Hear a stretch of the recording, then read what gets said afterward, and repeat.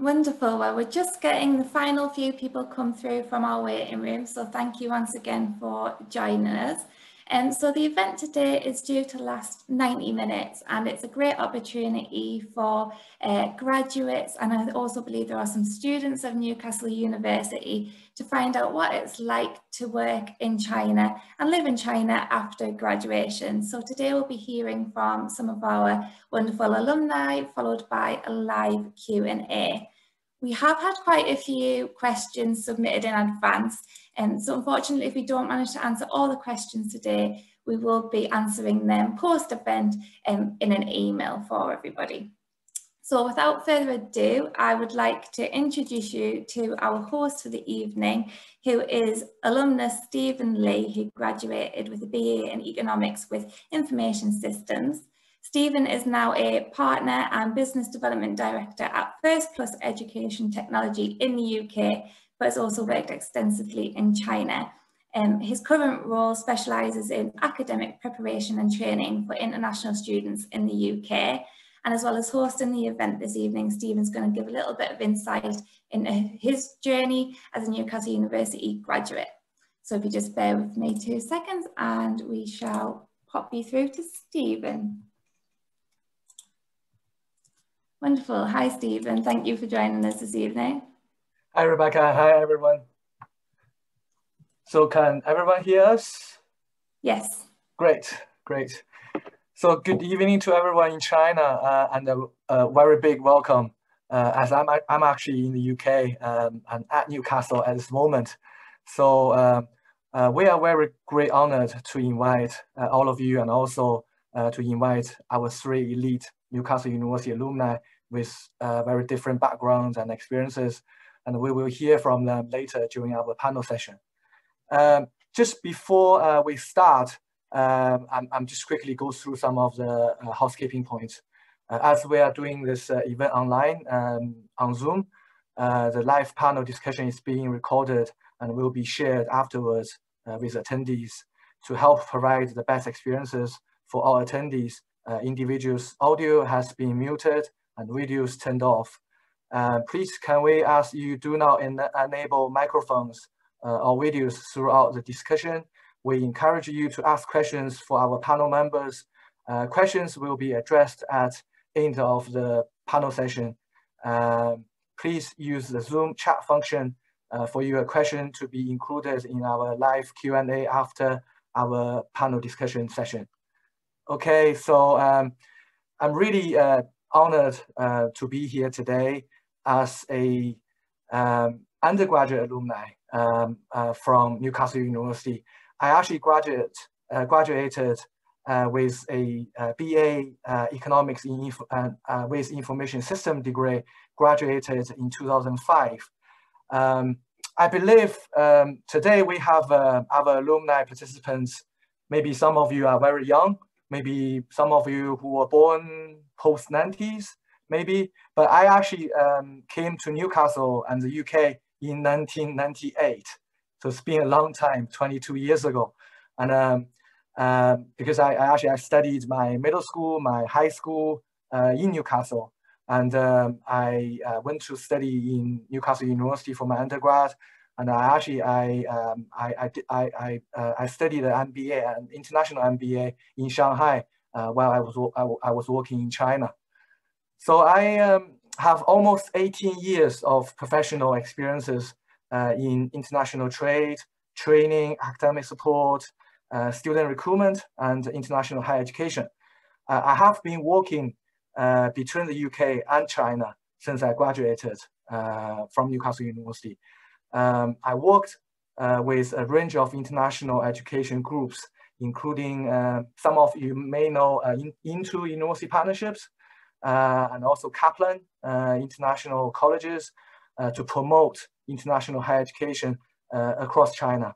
Until I actually returned back to the UK in late 2018, I joined a startup company as a founding member, specializes in academic preparation and training for international students in the UK, which enabled me to best use of my working experiences and also my entrepreneurial experiences and skills. I really like to participate in various of charity and social fundraising events, including I was doing a social bicycle rides for the past 4 years, and I did a full marathon in Brighton in the UK, and also 2 half marathons, including a very recent half marathon in Birmingham last year.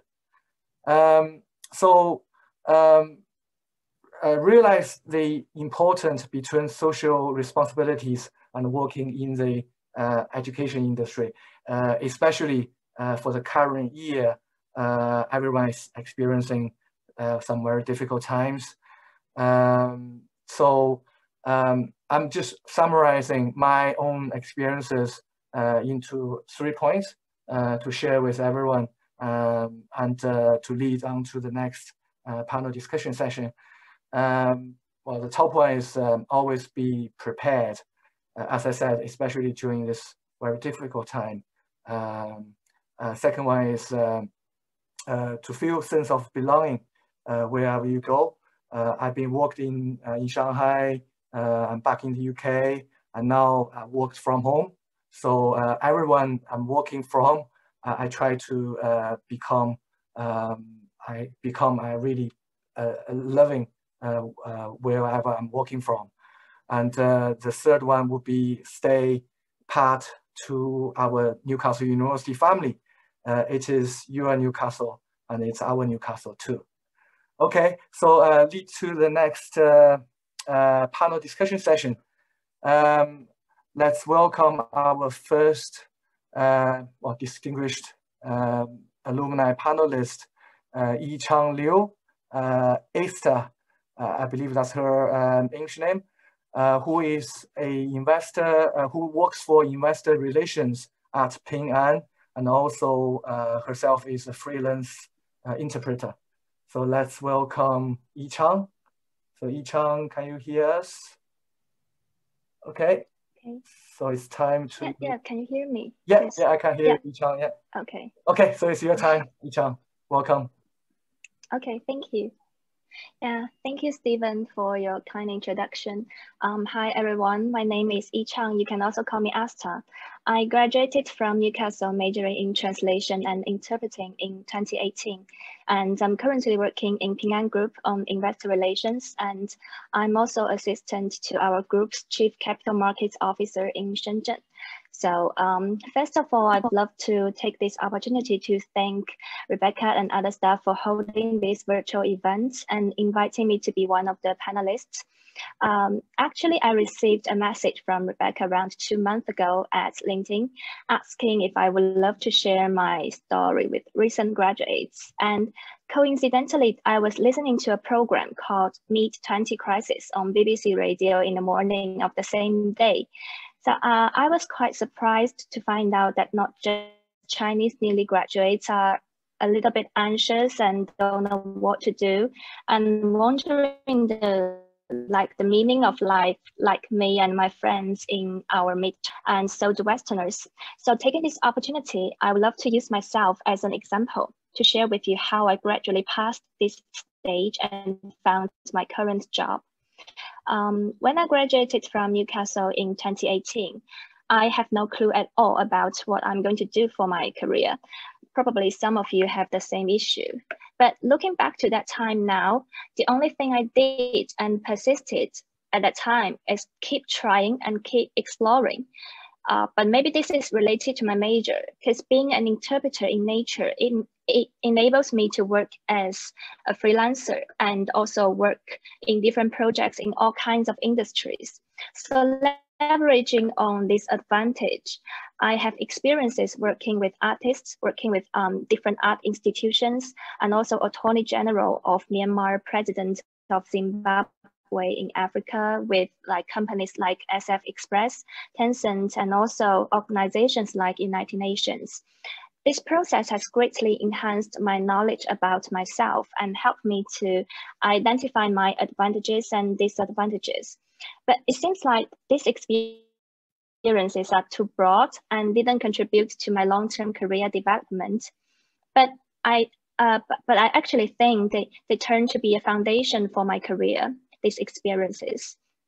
In conclusion, I personally think it is okay to take 1 to 2 years to pause, trying out different things. And it seems like you are stagnating, but believe me, you have about 40 years to work. And once you have made your final decision, you're more likely to further develop in that specific industry. So you might say this is what interpreting major students can do, because of it could be projects and you can try. The point I want to make is that before you find out your true passion, it might be helpful and useful to just try and explore.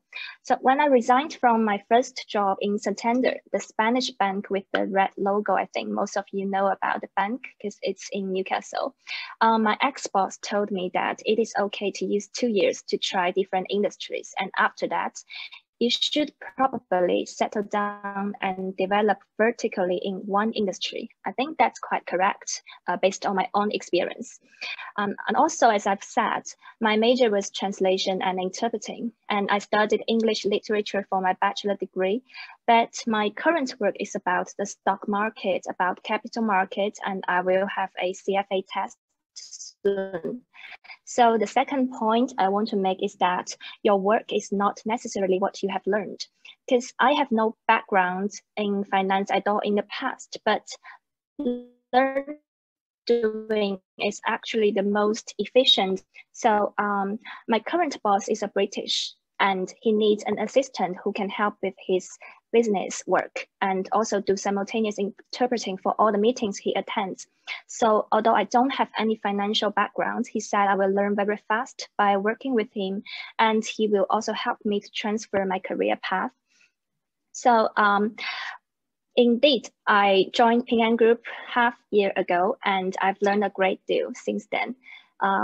So actually, today, I need to write a report on analyzing Ping An Group's balance sheet and investment strategy, but I don't even know what a balance sheet was 6 months ago. So just I want to say that if your ideal job is not related to your background, it is completely possible to change, but it may take some time and need some connection and maybe need some luck. But I believe people will always ultimately get what they truly want. The last point I want to make is that I think networking is indeed really important, especially when you start to work. Actually, the job post for my current work is referred by our schoolmates and shared Newcastle Interpreting Group. So I'm very grateful for these connections that school provides to us, which can be really helpful. And I'm also willing to answer any question you might come up with in the later Q&A session. So at last, in conclusion, just as the BBC program said, when you turn 30 and you look back to your mid-20s, you will find that the problem you think were difficult, they were nothing at all. So just do what you want to do. And that's the end of my sharing. Thank you.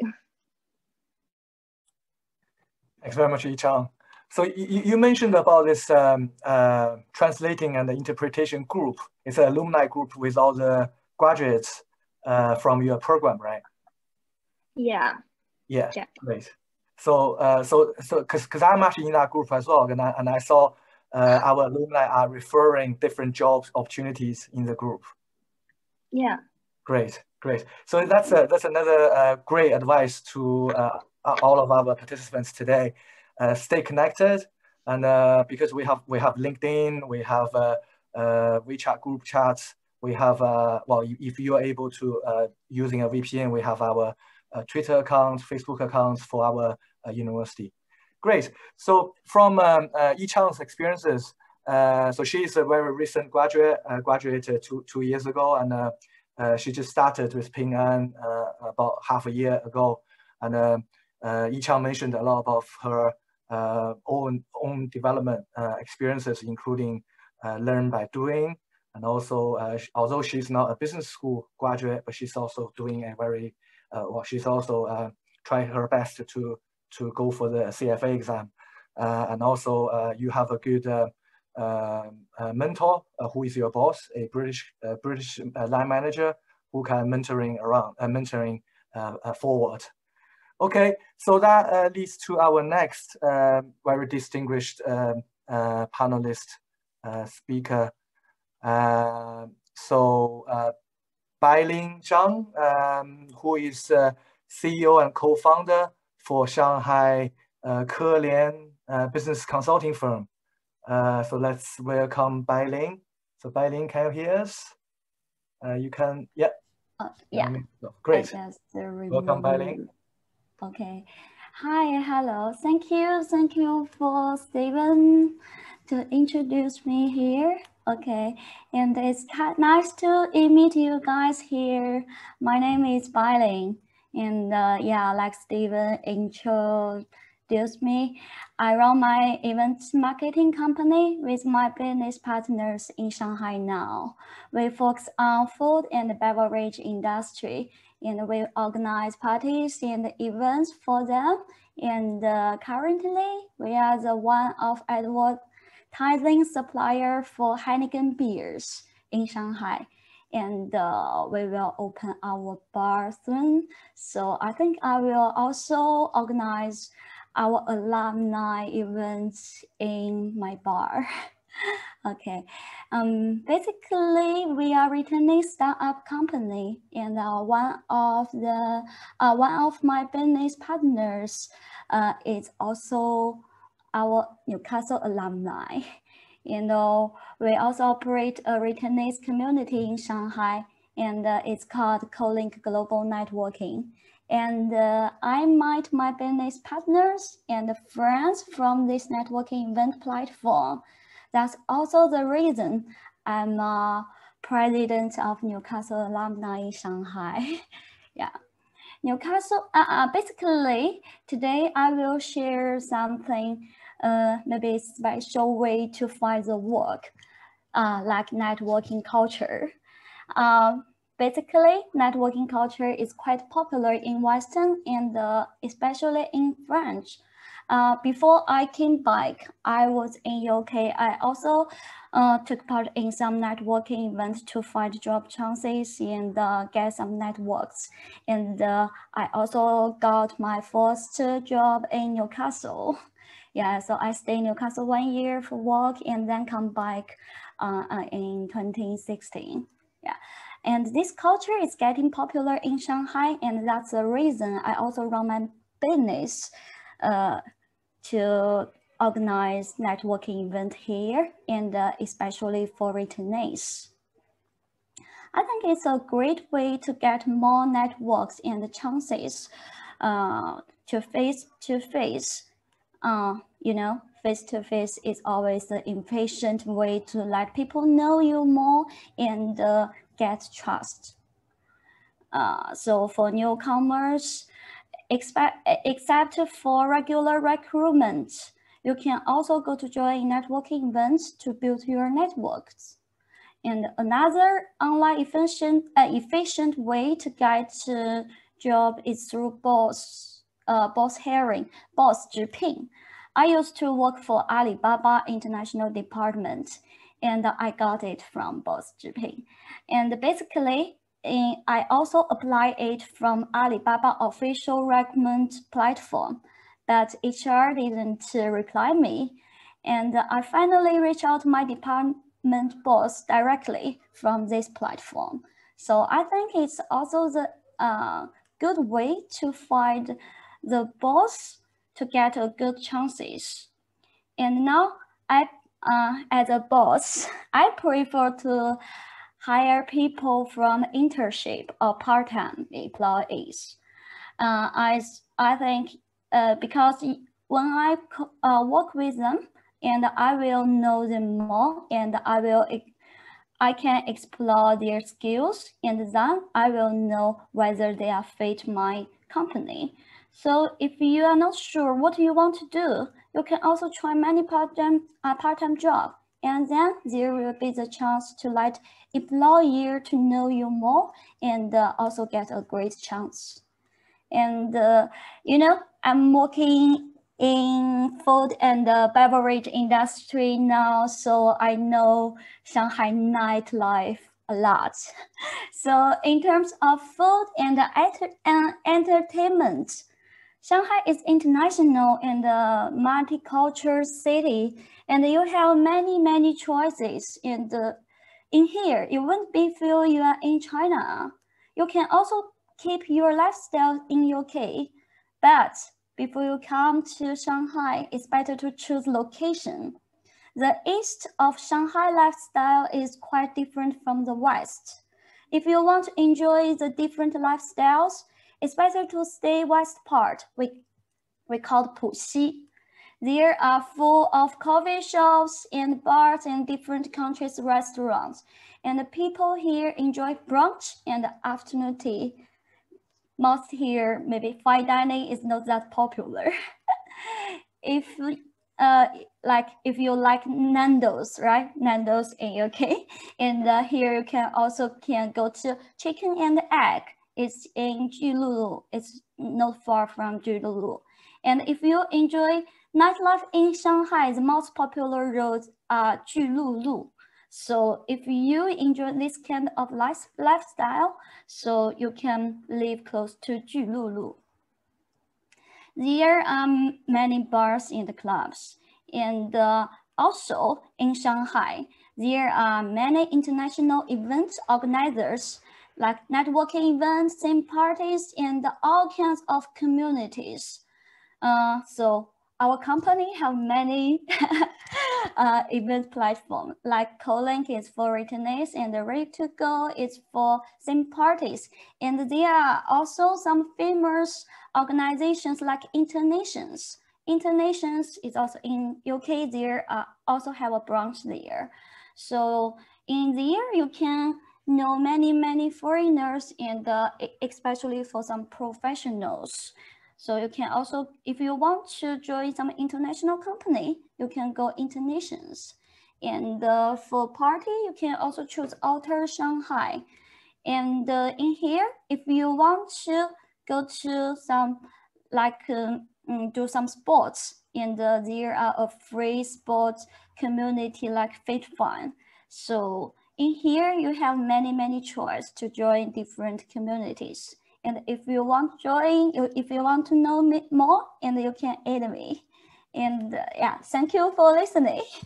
Later we will have a Q&A section. If you have a question, you can ask me. Thank you very much, Bailing. And I actually, since I graduated, and I think towards to like recent years, I have receiving some emails from your network. The return. Oh, really? I think it's called it's returnee clubs or something. Yeah, but the thing is, because I've been graduated for many times, and not unlike some of our fresh graduates, just returning back to China, to Shanghai, and still finding nightlife are very interested to them.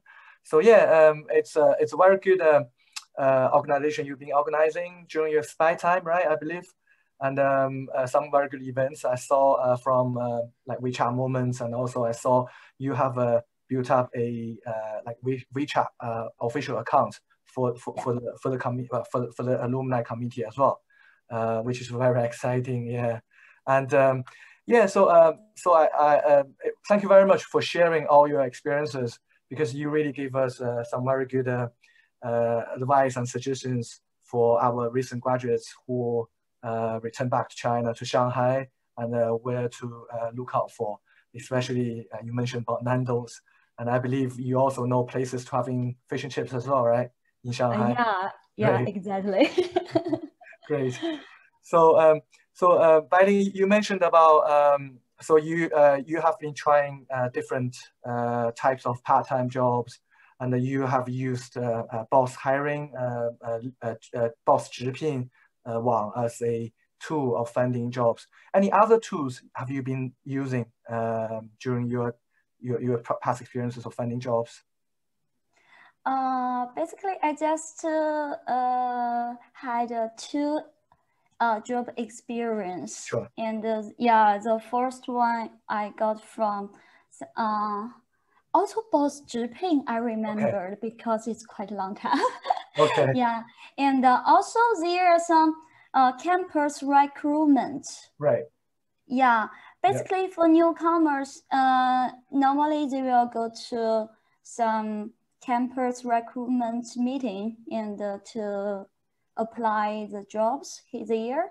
But yeah, another way, I think Kenneth later will share. Yeah. Have you used LinkedIn? Yeah, LinkedIn. I think Okay. LinkedIn is quite an efficient way to get a job because you can also ask a coffee through this platform. That's right. To contact the boss. Always, it's efficient way to get the chance to contact the boss and to talk to them directly. Yeah. And we have LinkedIn. We have our Newcastle University Business School LinkedIn group. We also have our university LinkedIn group. So it's very handy and to communicate. And because I always feel LinkedIn is it's like a Weibo, but it's more professional. Yeah. Exactly. I also got my business partners from LinkedIn. Oh, okay. So yeah, it's a good way. Okay, thank you very much, Bailing.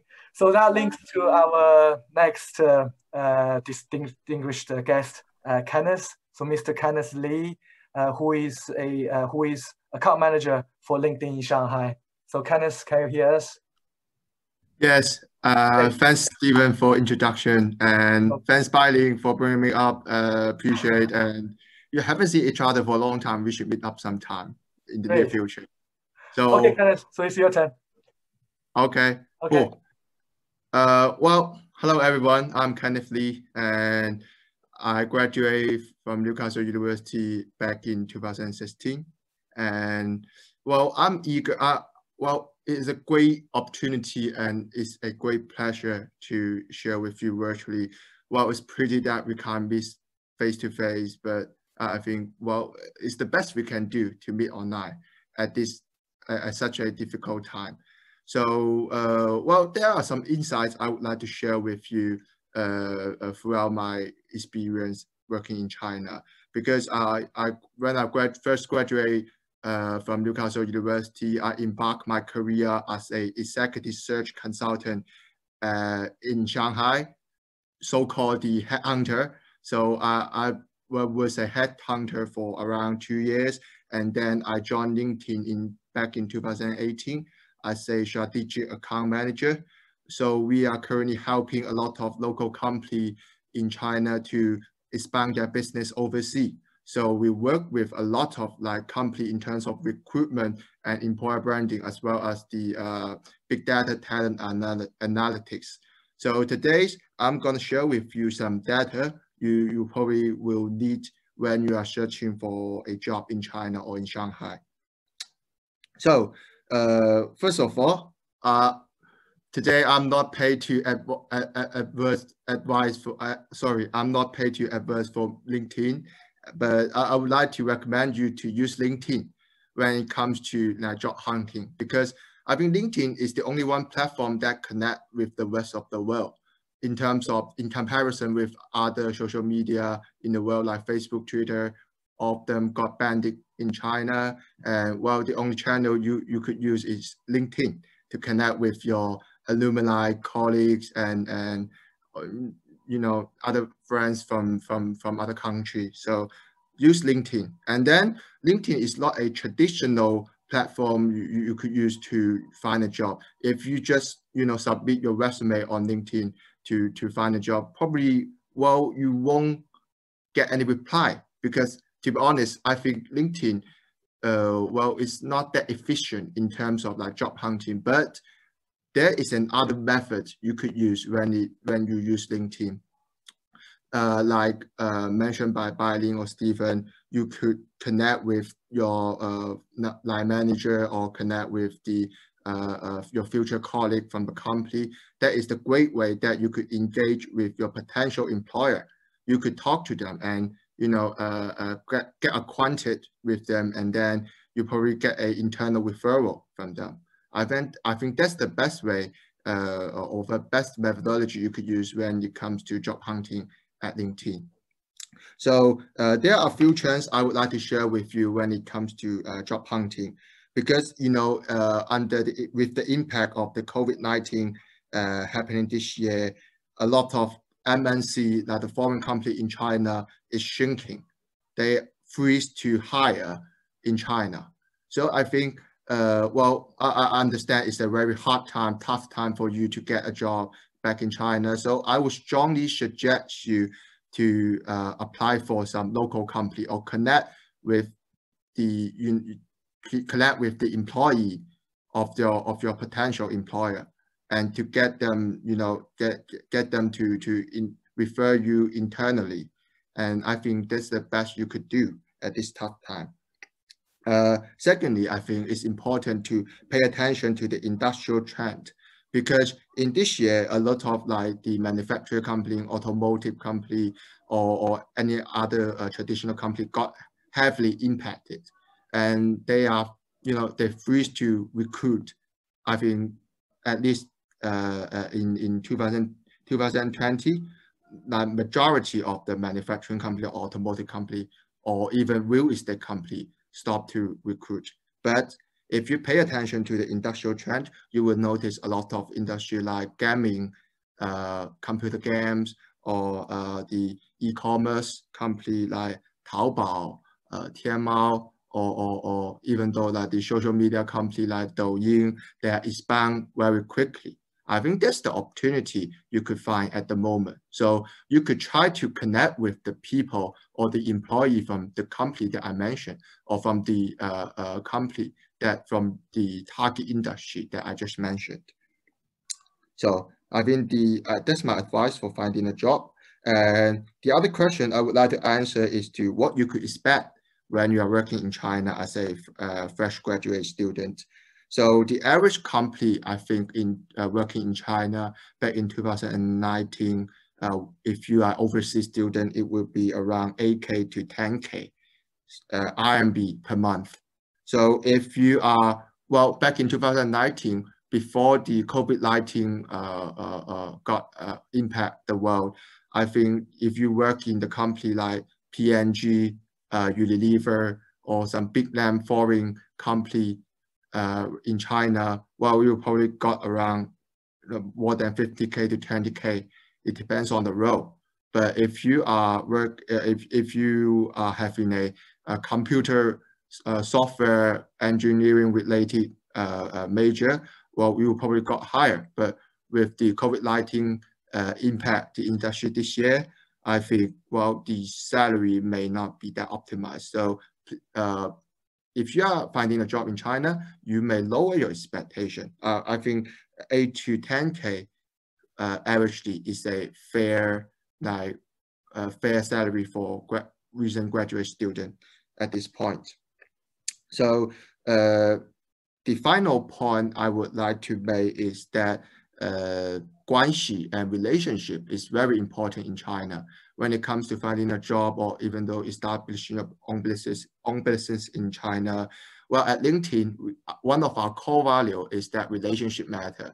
In China, when we do business and we find job, relationship is also matters. So ensure that you build your network in China. If you want to get into gaming industry or get into e-commerce industry, you may use LinkedIn to connect people in that industry, and then, talk to them proactively and see if they could, refer you internally, or you may, talk to them to show your value. What's your value to them?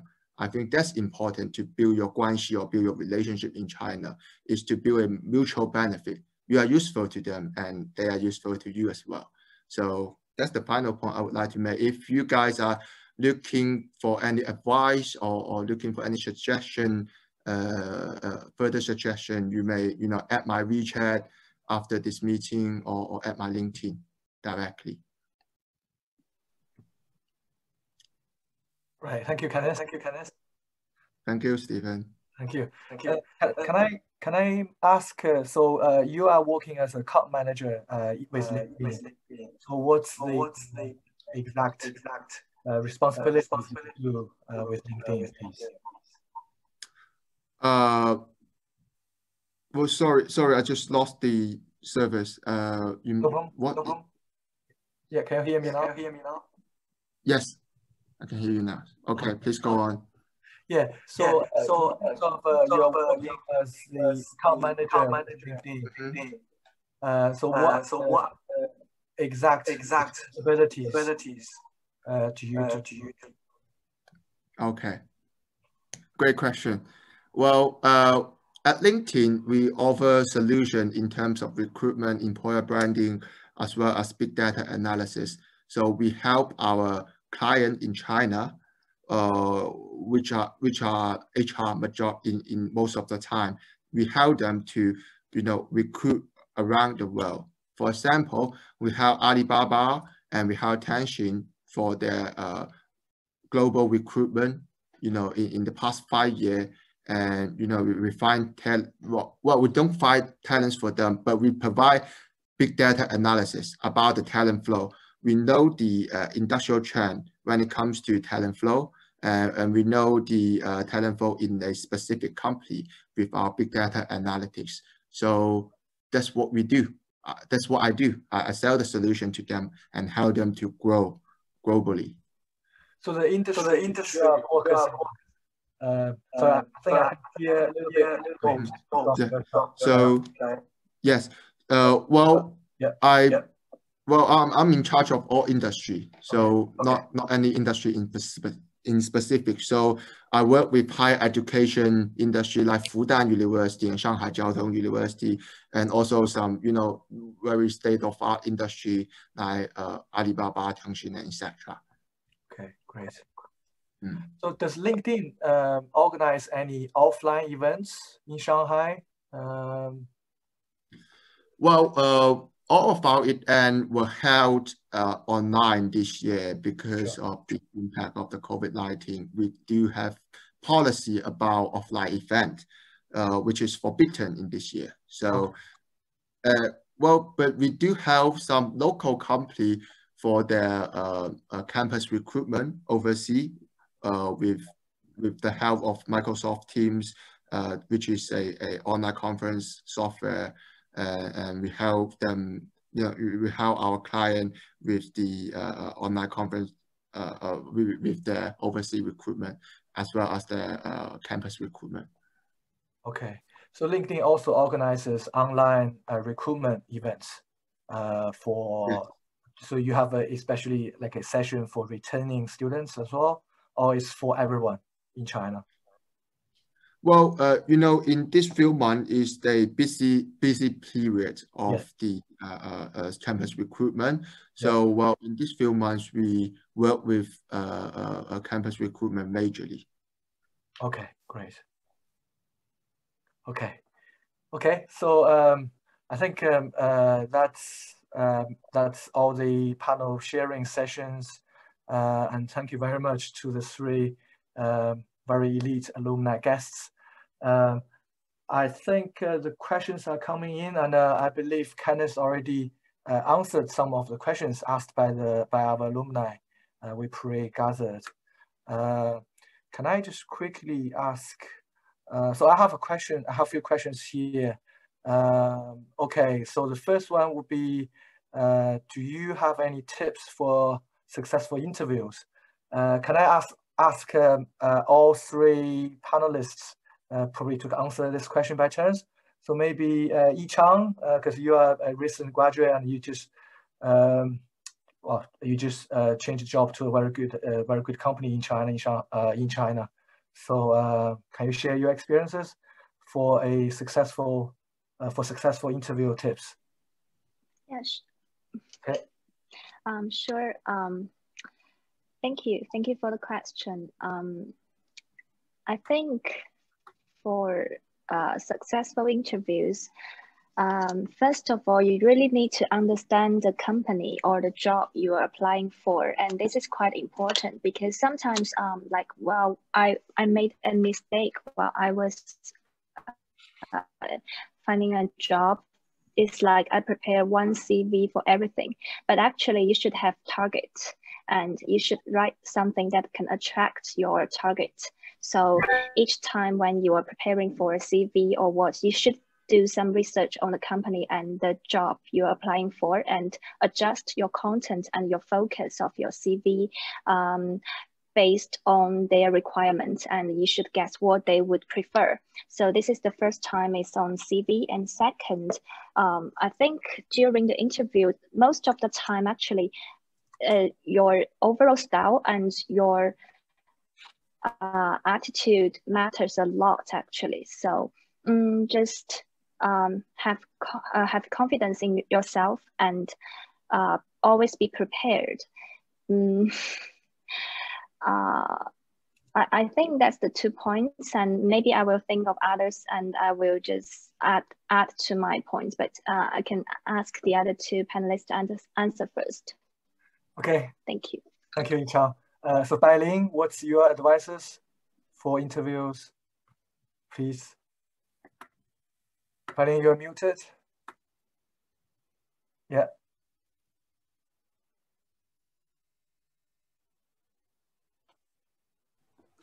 Yeah, it's muted again. Okay. Sorry. Yeah. Okay, It's my fault. Okay. Yeah, for interviews, I think before you take part in interviews, you need to fully research your company background and know what's your responsibility. And also, based on this all information, to introduce yourself, combine your advantages to match these requirements. And another is you need to prepare some case study, some examples, like show your problem solving skills. It's most important for every position. And the third part, I think, just be yourself. To be honest, is quite important. Like Yichang side, you need the attitude is quite important. Yeah. Okay. Thank you. Thanks, Bailey. So Kenneth? Well, there is one little trick that I use every time, and I think it got quite successful in every of my interview, is that make sure that you read the value about the company. And well, if you could find anything that mentioned by the CEO recently from the news or the report, that would be the best. And try to mention those points at the interview, and use example that could that is comply with the value of the company, or comply with something that is mentioned by the CEO. That is, well, it got me successful every time in the interview. So I think that trick is very important. Okay, great, thank you. I think you three all mentioned about preparation is very important to prepare the CV, and also the attitude, be very confident, to check the company background, to express your own advantages, like linking with the company's value. So it's all down to the preparation and also understanding about yourself and also about the company. I think I'm just sharing one of my my advice for an interview, because I think Bailing also mentioned about prepare some case studies, because sometimes during an interview, interviewer will asking you maybe in a particular situation and how you're going to solve. It can be a problem. You mentioned about problem solving as well. So I would use I think Kenneth, you must know this is a STAR interview technique. So it's STAR stands for situation, target, result, and action and result. So I think you always remember those 4 words at an interview when an interviewer asks a very specific question, and then you can answer those questions by using the STAR technique. Okay, so we have a question coming in from our audience. Let me get it. Okay, Just one sec, please.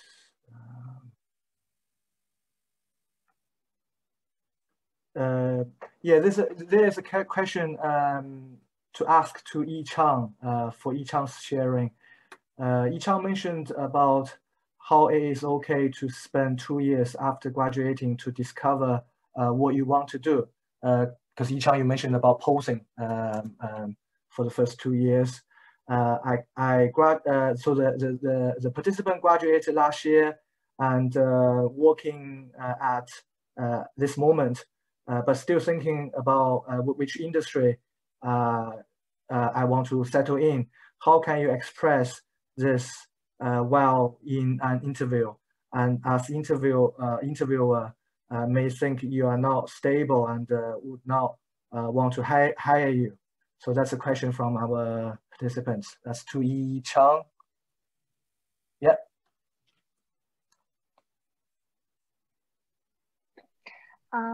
Yeah, thank you for the question. Indeed, I think it's a little bit tricky to explain this part to your interview.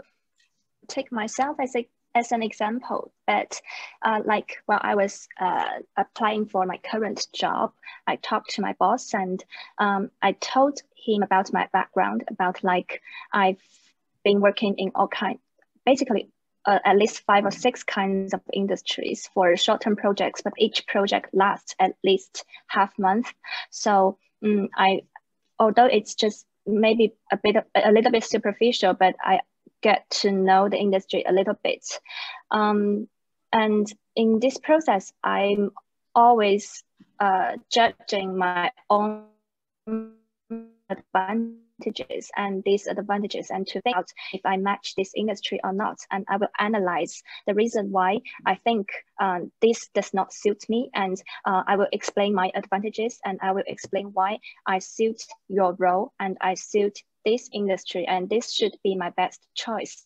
So during this process of explaining everything, I can also explicitly tell my boss about my characteristics and also why I suit this job. So I suggest maybe if you have been trying out different things for like 1 to 2 years and you currently find a job that you like and you think it suits you and it's in your future development path, I think you can take this as an opportunity to analyze yourself to your boss, and of course you should highlight your advantages. So during this process, you can also show your boss that you are thinking and you have this kind of analytical skills.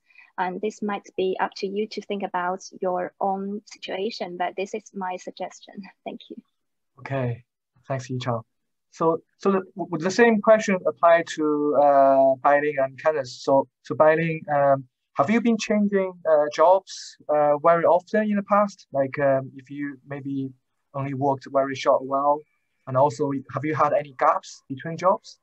So how did you respond to those questions during your job interviews? Yeah. Yeah, basically for my working experience is not that long, and my first I have basically 3 working experience, and every one is around 1 year or half a year. I don't think for me, if I hire people, I won't care about your working, how long you did work before. I will care more about what did you learn from this company and what's your skills now? What kind of problems you can solve? What can you bring? What can you bring for my company? So I think if you can show your ability and show what you can bring for their company, and the boss won't care about the length of your work experience. Yeah, that's my answer. Thanks, Nelly. So Kenneth, thank you. So Kenneth, so for those kind of experiences, for example, like 2 years in a gap or changing jobs maybe less than a year, would you recommend we put this under our LinkedIn accounts? Or if we put those in our LinkedIn accounts, what should we say? Like, because it might just be a 6 months projects we did, and we had another like one and a half month, 1.5 year, we had a gap. Yeah. So what's your best advice? Yeah, please. Well, my advice is, well, you need to be honest, and you need to write about the gap you had in your resume and on your LinkedIn profile as well, because if your future employer find out that you lied about your experience, if they conduct a background check and find out anything that is not true, they have the right to withdraw your offer. So that's the key point, to be honest in your resume and in your LinkedIn profile. But keep that in mind. Having a gap or leaving a job like under 1 year is not a shame, because we all encounter like challenge. We all meet stuff that we cannot, that is out of our control. So my advice is to prepare an answer and prepare your future interviewer will ask about why did you get and why did you leave your company under 1 year's period.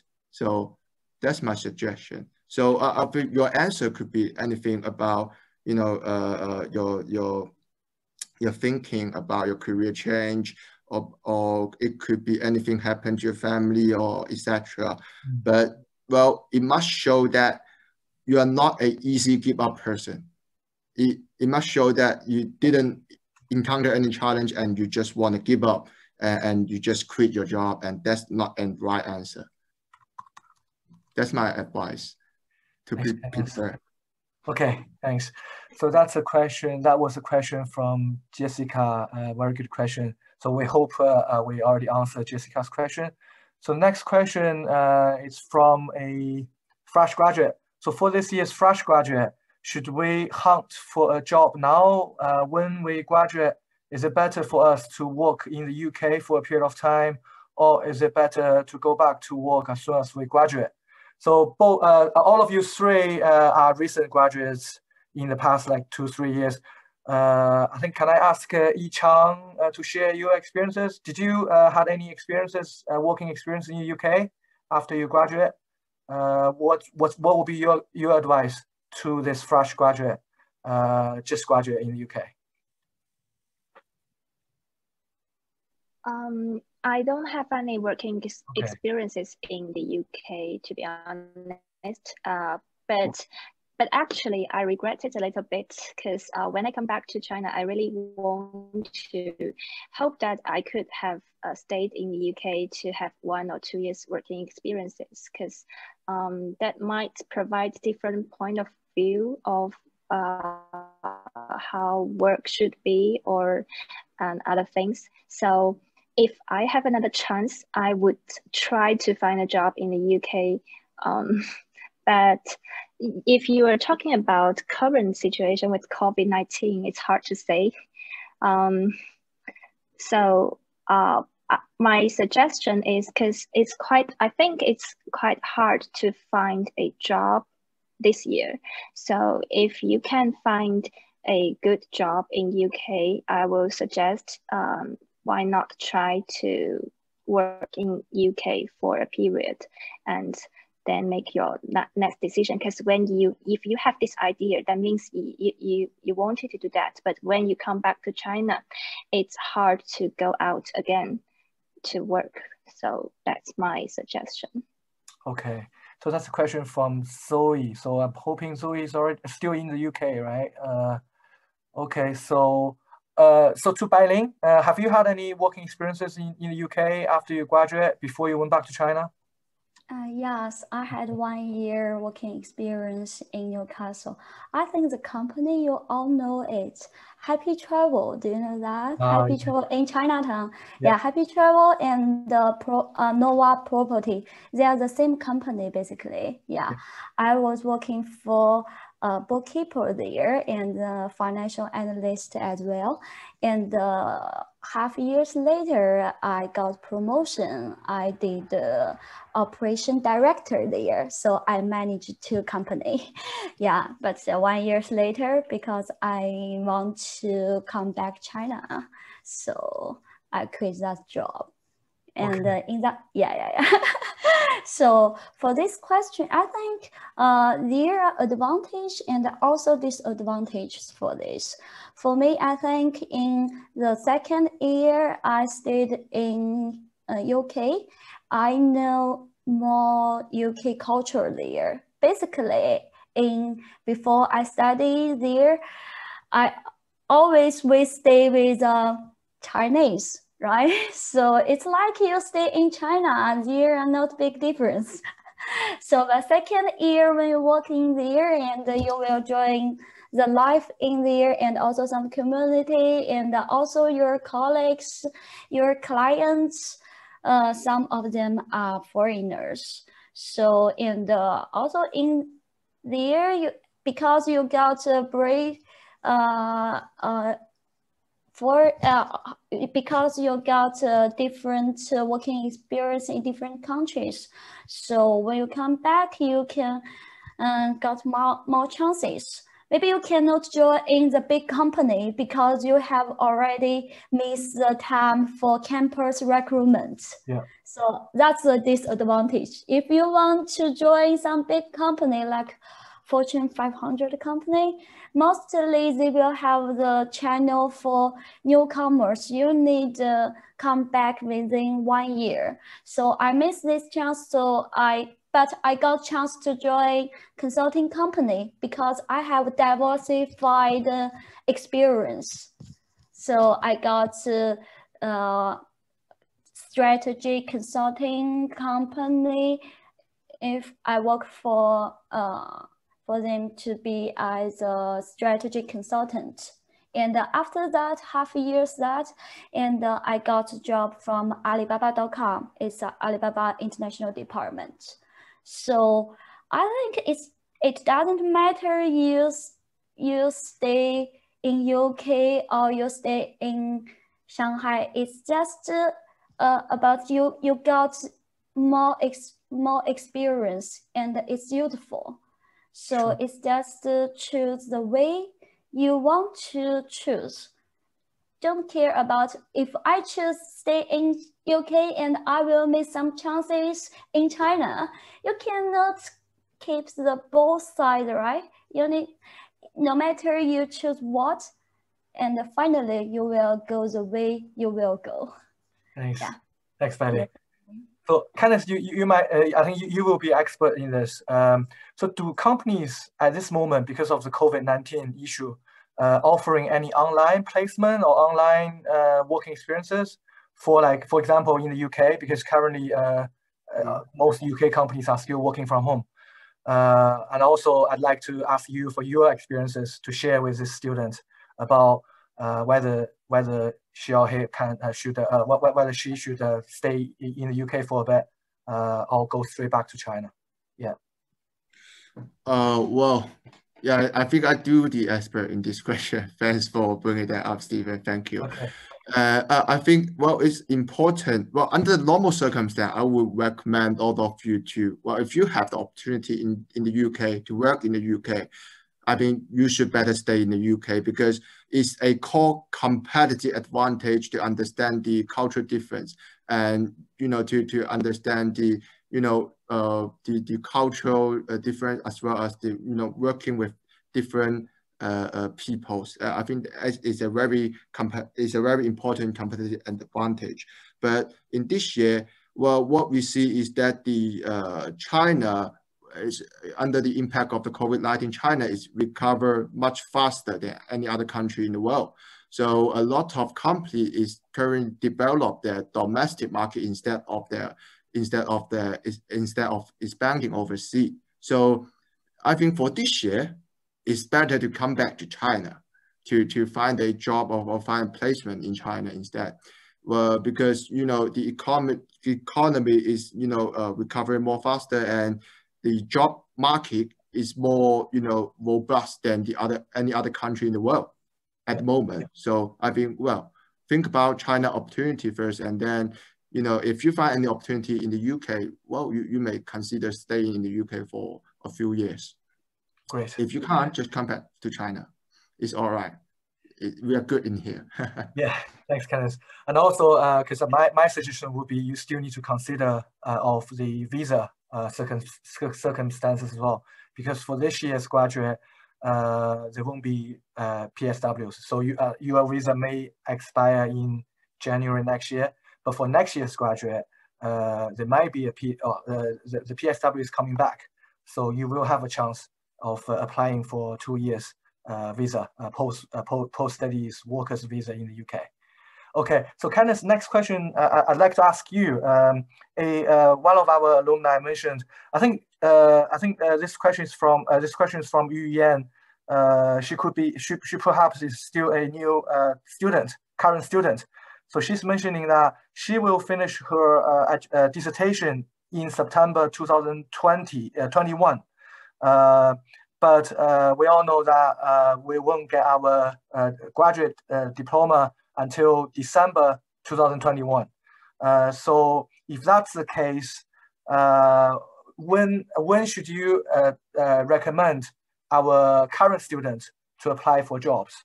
Whether it's next year, the coming year, 2021, or maybe after receiving the graduate certificate in 2022. Yeah. Well, sounds like there is a 3 months gap in between completing the dissertation and receiving your certificate. I think that's the great period you could, work on some placement or work on some internship. If you perform well in the internship, you probably got a chance to stay in the company when you receive your certificate. So I think you could start you could start applying company in early 2021. I think when by the time that you finish your dissertation, you may start your internship at the company that offers you. Sure, and we would suggest our students should at least register for a LinkedIn account right now, right?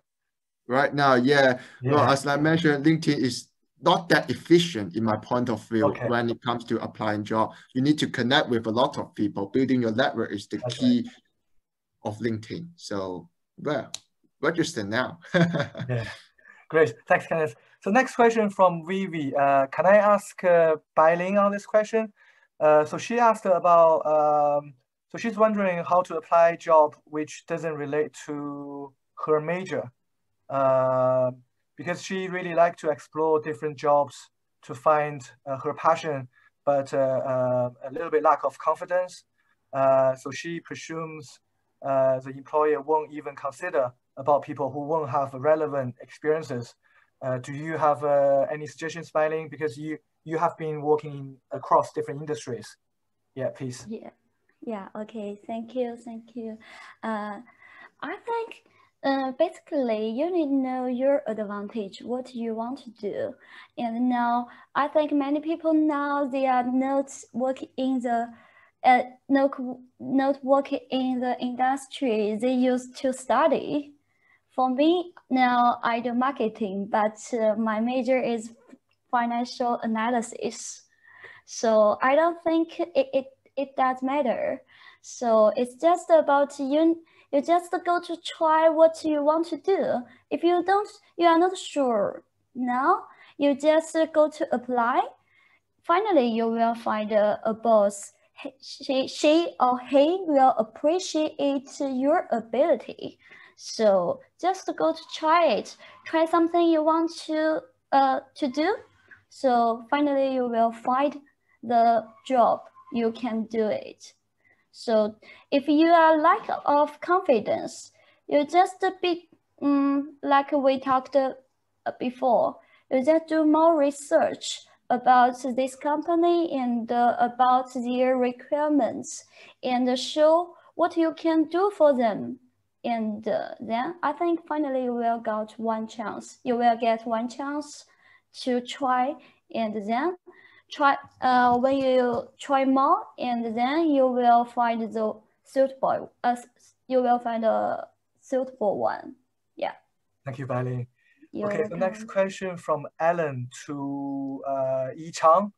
So Alan asked, is it necessary to get financial certificates such as ACA or CFA in financial area before applying for any financial companies?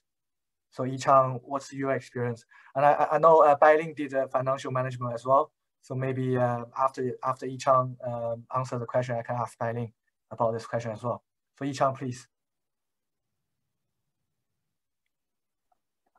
Okay, so yeah. Actually, I'm not financial majored, but from my working experiences, because recently we are hiring a head of investor relations in our department, and I think for investment banks, they require CFA, and I think most people are CFA holders for investment banks, especially those higher managing director awards, just like managers. But for a company like position like investor relations, part of my current role do not require CFA, because it's not that investor relations do not require that much knowledge as maybe you work in investment bank, but you are encouraged to have CFA during your work.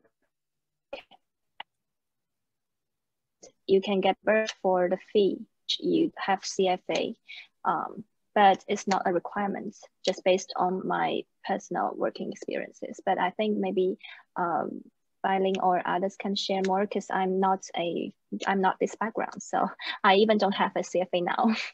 Okay, so Bailin, do you have any suggestions for this student? I think for junior, it is not necessary. But if you want to get promotion and you need this one, basically I'm not working in financial industry now, but most of my friends, they are in financial industry, and even now some of them they haven't gotten CFA now. But they can also work in there and also can get promotion.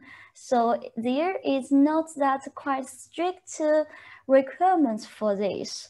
So, but basically it's a professional thing. So if you want to get promotion, and you can get it. But but at the beginning, I think it's not that necessary. So you just apply your job based on your experience now. So it's fine so far. Okay, thanks, Bailin. Okay. So Kenneth, what's your view on those professional certificates like CFAs, ACCAs, or related professional qualifications? Yeah. Well, I think the certificate or the professional degree will help you at the early stage of your career. But when it comes to when you have like 5 years experience, 10 years experience, the soft skill is the most important things. We emphasize about the soft skill at LinkedIn. About soft skill, it could be about negotiation skill, interpersonal skill. It could be about leadership, teamwork, etc., etc. I think, well, when it comes to developing your career in the future, the soft skill is the most important things. But well, at the early stage, I think the professional certificate could, add value to your resume and, increase the chances that you get an interview of the company. I think, yeah. So if you got time and why not get a professional certificate? I think it helps. Okay, thanks, Kenneth. As we are actually we are nearly run out of Q&A time, but we have networking time after this session. So so Rebecca, are you there? Can you suggest us how do we break into different themed groups on Zoom? So maybe yeah, okay. No problem. Just bear with me 2 seconds, and I shall spotlight myself. Sure. So everybody can see me. Hi, I think we've got time for a couple, well, maybe one more question, and then at 4:15, anybody that would like to network with one another on this call, just stay on, and then we'll manually assign you to breakout rooms. You won't need to do anything. And there is also a WeChat group, and the QR code is on the screen and slides that have been shared throughout, so you can also join that. So I think one more question, and then if anybody wants to stay on, they're more than welcome to do that, and we'll break out into the breakout rooms. Okay, so because I've seen some of our alumni mentioned about applying for PhD degree. I think that would be a question can be asked to straight to our admissions colleagues in the future. And and I also see there is a question to Bailing, ask for did the work experiences in the UK help you in the process of applying for Alibaba? So Bailing, can you unmute yourself, please? Yeah. Yes, for sure. I think it is helpful. Yeah, because for Alibaba position, I've been senior account manager for Alibaba.com. It needs to do strategy and also managing the staffs of international trading company or manufacturer to help them to build their online e-commercial platform, and also to build their teams.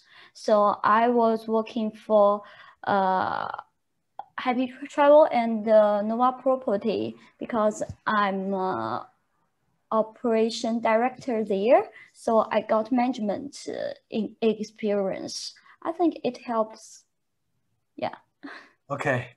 Thanks, Bailing. Yeah.